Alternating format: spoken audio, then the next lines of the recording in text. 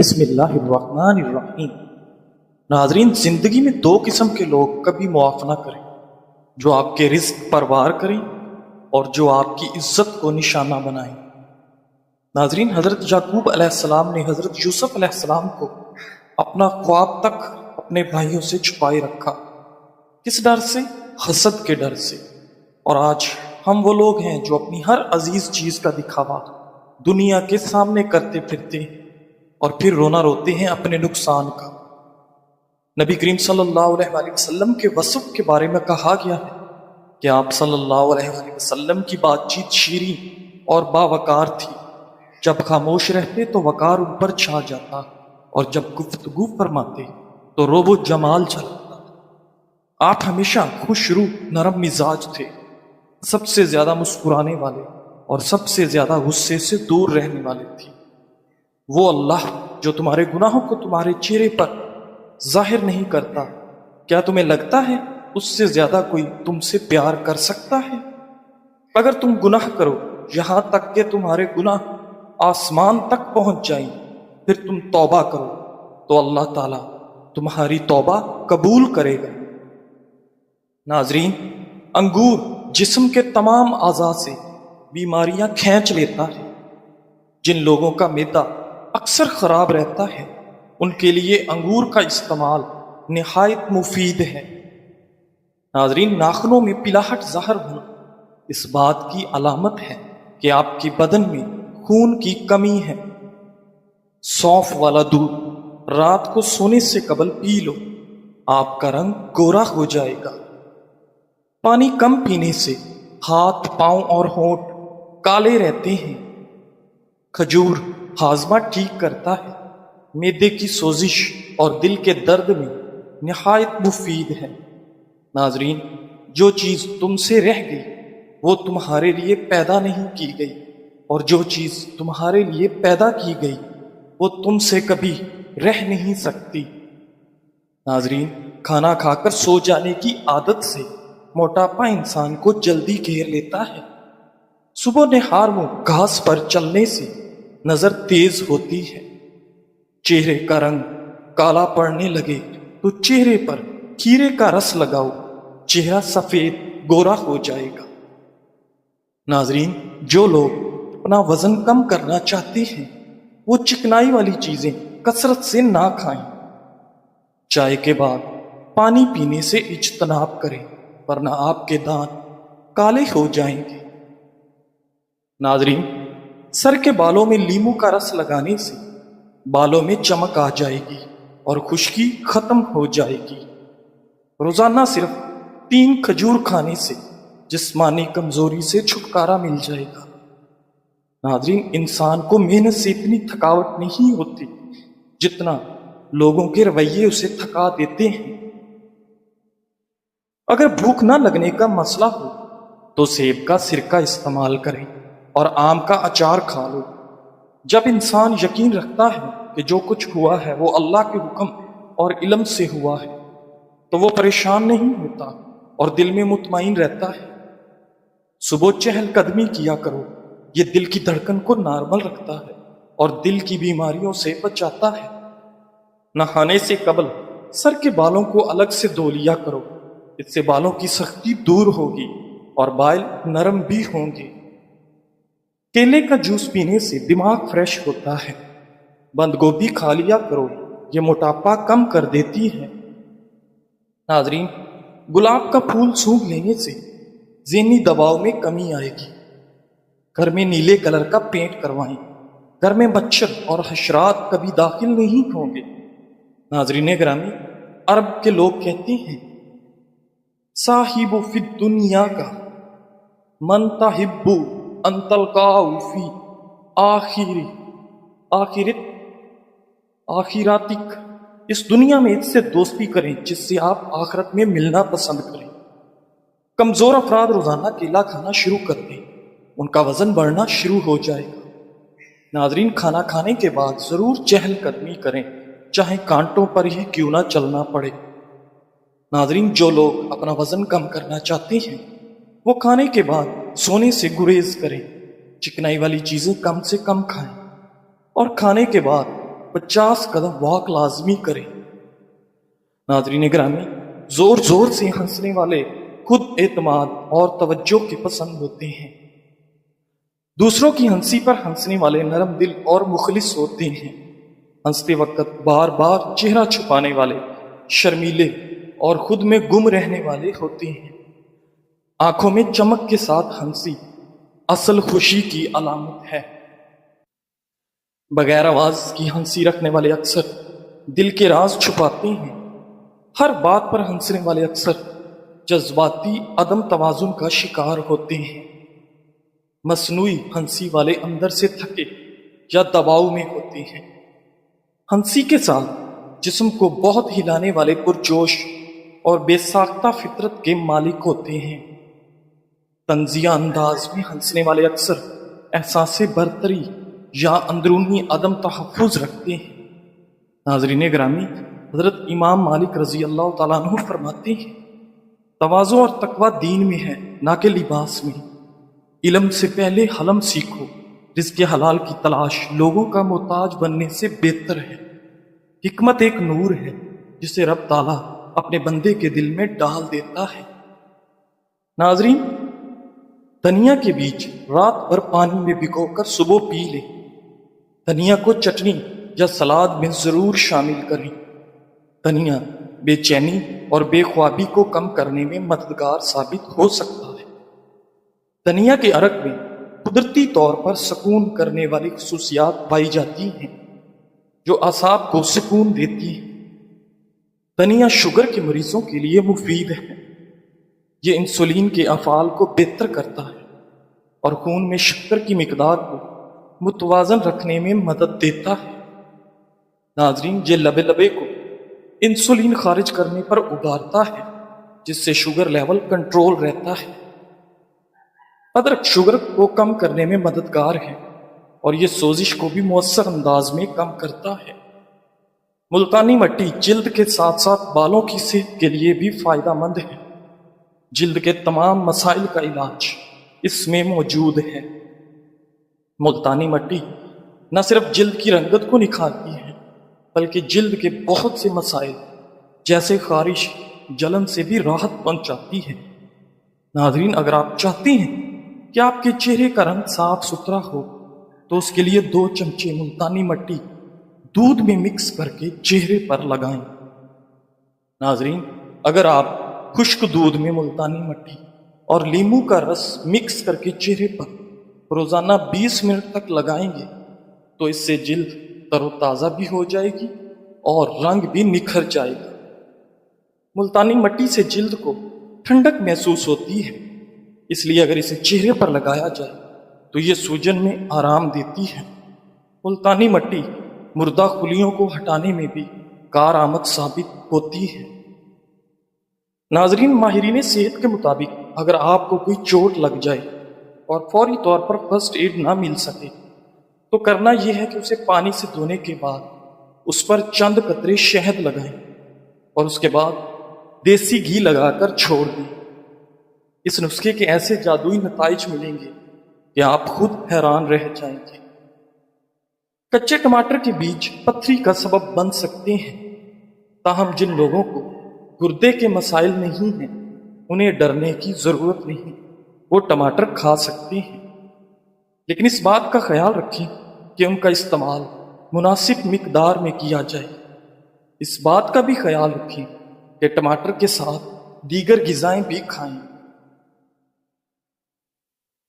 उसे अकेले और ज्यादा मिकदार में खाने से मसाइल पैदा हो सकते हैं।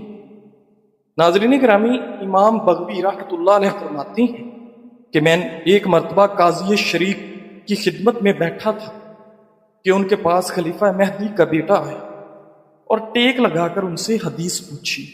आपने उसकी तरफ कोई तवज्जो न दी। लड़के ने कहा, आप खुलफा की औलाद की तौहीन करते हैं। आपने फरमाया, ये बात नहीं, असल बात यह है कि मैं इल्म की नाकदरी नहीं करता, उसका एहतराम करता हूं। शहजादा समझदार था, समझ गया और घुटने टेक कर हदीस दरियाफ्त की। काजी साहब ने फरमाया, हकाजा یطلب العلم یعنی ہاں اس طرح علم کو حاصل کیا جاتا ہے۔ ناظرین گرامی، امام مالک رحمۃ اللہ ایک مرتبہ حدیث پڑھا رہے تھے کہ بچھو نے انہیں کاٹا، اور ایک بار نہیں بلکہ 11 مرتبہ کاٹا، مگر آپ نے ذرا بھی آہ نہ کی اور برابر حدیث بیان کرتے رہے۔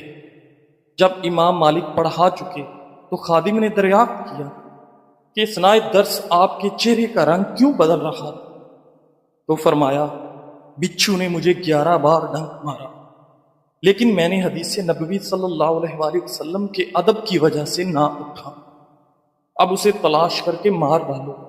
چنانچہ تلاش کر کے مار دیا گیا۔ ناظرین، غصے کو قابو کرنے کے سنہری اصول۔ غصہ ایک فطری جذبہ ہے، لیکن اگر کنٹرول نہ کیا جائے تو تعلقات اور صحت دونوں کو نقصان پہنچاتا ہے۔ ریسرچ کے مطابق غصے کے دوران دل کی دھڑکن تیز، بلڈ پریشر بلند اور سوچنے کی صلاحیت کم ہو جاتی ہے۔ اگر آدمی لمحہ پر رک جائے تو دماغ کو ٹھنڈا ہونے کا موقع ملتا ہے اور بڑے نقصان سے بچا جا سکتا ہے۔ نبی اکرم صلی اللہ علیہ وآلہ وسلم نے فرمایا، طاقتور وہ نہیں جو کشتی لڑنے میں طاقتور ہو، بلکہ طاقتور وہ ہے جو غصے کے وقت اپنے نفس پر قابو رکھے۔ صحیح بخاری۔ ناظرین گرامی، ایک اور حدیث میں ہے، جب تم میں سے کسی کو غصہ آئے تو اگر کھڑا ہو تو بیٹھ جائے، اور اگر بیٹھا ہو تو لیٹ جائے۔ سنن ابو داؤد۔ ناظرین، وضو کرنا بھی غصہ ٹھنڈے کا بہترین طریقہ ہے، کیونکہ غصہ آگ سے ہے اور آگ کو پانی ہی بجھاتا ہے۔ ایک شوہر تھکا ہوا گھر آتا ہے، کھانے میں نمک زیادہ ہو تو فوراً غصے میں آ جاتا ہے۔ اگر وہ فوراً کچھ کہہ دے تو بیوی کی دل آزاری ہوگی، لیکن اگر وہ ایک لمحہ رک کر کہہ دے، شاید آج نمک زیادہ ہو گیا، کوئی بات نہیں، وہ بھی انسان ہے، اس نے جان بوجھ کے تھوڑی کیا ہے، تو نہ صرف ماحول بہتر ہوگا بلکہ بیوی مزید خیال رکھنے لگے گی۔ ناظرین، غصہ آئے تو کیا کرنا چاہیے؟ اپنے آپ کو کنٹرول کریں اور خاموشی اختیار کریں۔ غصے کے وقت فوری جواب نہ دیں، پانی پی لیں۔ غصہ اکثر جسمانی تناؤ سے بڑھتا ہے۔ موضوع بدل دیں، جھگڑے کو آگے نہ بڑھائیں۔ اگر بہت زیادہ غصہ ہو تو وضو کر لیں، جسمانی طور پر ٹھنڈک دل کو سکون دے گی۔ سانس کی مشق کریں، 10 سیکنڈ تک گہری سانس لے کر چھوڑیں، جگہ چھوڑ دیں، بعد میں بات کریں۔ اگر بات ضروری ہو تو غصہ ٹھنڈا ہونے کے بعد کریں۔ ناظرین گرامی، 7 قسم کی عورتوں سے شادی نہ کرو۔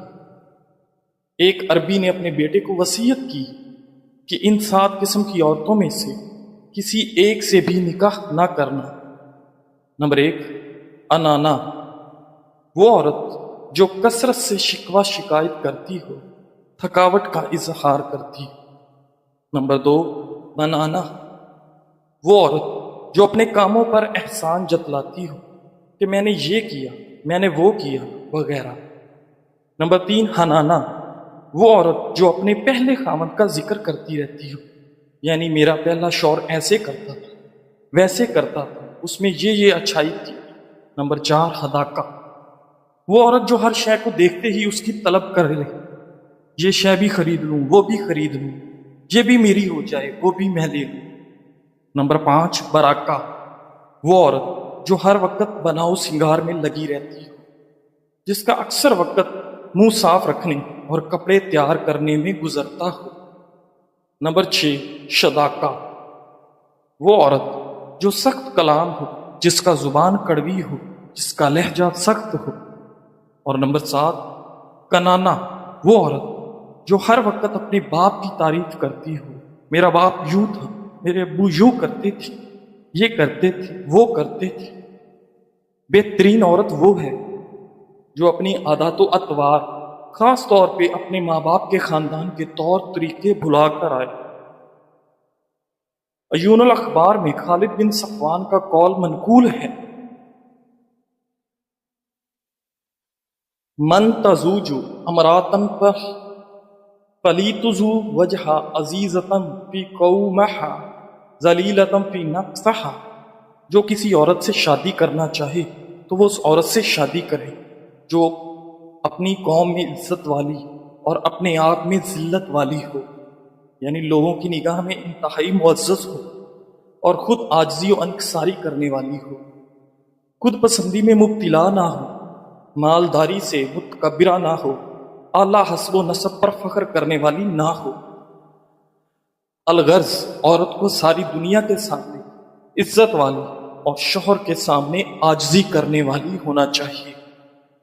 ناظرین گرامی، اگر اللہ تعالیٰ نے آپ سے وہ کچھ لے لیا جسے کھونے کا تم نے کبھی تصور بھی نہیں کیا تھا، تو یقیناً وہ بدلے میں کچھ ایسا بھی عطا کرے گا جسے پانے کا تم نے کبھی سوچا بھی نہیں ہوگا انشاءاللہ۔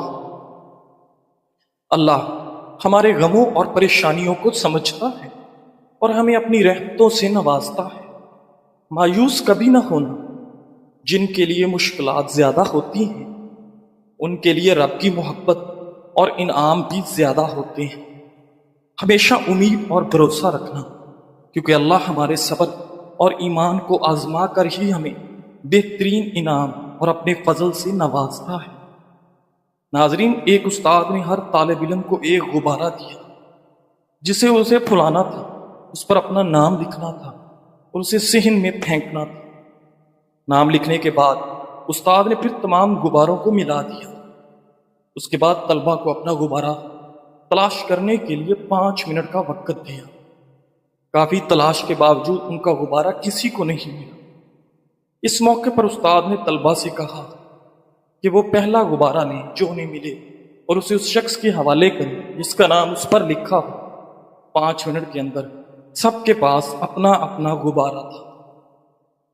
استاد نے طالب علموں سے کہا، یہ غبارے خوشی کی طرح ہیں، اگر ہر کوئی اپنی خوشی کی تلاش میں ہے تو ہمیں یہ کبھی نہیں ملے گی، لیکن اگر ہم دوسروں کی خوشیوں کا خیال رکھیں گے تو ہم اپنی بھی خوشی تلاش کر لیں گے۔ ناظرین گرامی، بعض اوقات اتنی شدت سے نزلہ ہوتا ہے کہ ناک اور آنکھوں سے پانی بہنے لگتا ہے، اس کے ساتھ ساتھ چھینکیں بھی بہت زیادہ آتی ہیں اور مریض کوئی کام بھی نہیں کر پاتا، اتنی زیادہ تکلیف ہوتی ہے۔ ایسی صورتحال میں 5 عدد لونگ اور 1/4 چمچ خشخاش کو پانی میں اچھی طرح جوش دیں اور پھر اسے نیم گرم حالت پر آنے دیں۔ اب اس میں شہد ملا کر اس پانی کو نوش فرما لیں۔ اس قہوے کے 2 کپ پینے سے ہی بہتا ہوا ریشہ اور چھینکوں کی کثرت دور ہو جائے گی اور آپ خود کو تندرست اور توانا محسوس کریں گے۔ ناظرین گرامی، کسی کو کچھ دینے میں حد سے نہ بڑھو، ورنہ یہ حق بن جاتا ہے۔ اگر آپ اپنی وسعت سے بڑھ کر دیتے رہیں اور سخاوت کو دوسروں کے لیے معمول بنا دیں تو وہ اسے احسان نہیں بلکہ اپنا حق سمجھنے لگیں گے۔ اصل سخاوت وہ ہے جو اعتدال میں ہو، جس سے آپ کا دل بھی ہلکا رہے اور دوسرا شخص بھی خوددار بنے۔ زندگی کے راستے ہمیشہ ہموار نہیں، کہیں کانٹے ہوتے ہیں، کہیں اندھیرے اور کہیں تھکن کا احساس، لیکن اگر دل میں رب پر یقین ہو تو ہر رکاوٹ ایک سبق بن جاتی ہے اور ہر اندھیرا روشنی کی طرف لے جانے والا راستہ۔ ناظرین، کبھی کبھی بس اتنا کافی ہوتا ہے کہ آپ ایک لمحے کے لیے رک کر مسکرا دیں اور رب تعالیٰ کا شکر ادا کریں کہ وہ آج بھی ہمیں توفیق دے رہا کہ ہم آگے بڑھ سکیں۔ جزاک اللہ۔